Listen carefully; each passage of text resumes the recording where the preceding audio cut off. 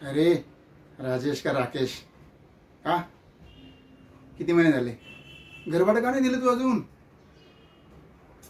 अरे 6 महिने झाले तू घरभाडं दिलं नाहीस अजून मला. आणि हे काय सारखं आत्ता देतो मग देतो, तारीख पे तारीख, तारीख पे तारीख. काय कोर्टात उभा आहेस? हे मला चालणार नाही. मला काय माहीत नाही. तू मला घरभाडं पाहिजे म्हणजे पाहिजे. तुला फक्त दोनच ऑप्शन देतो मी. काय?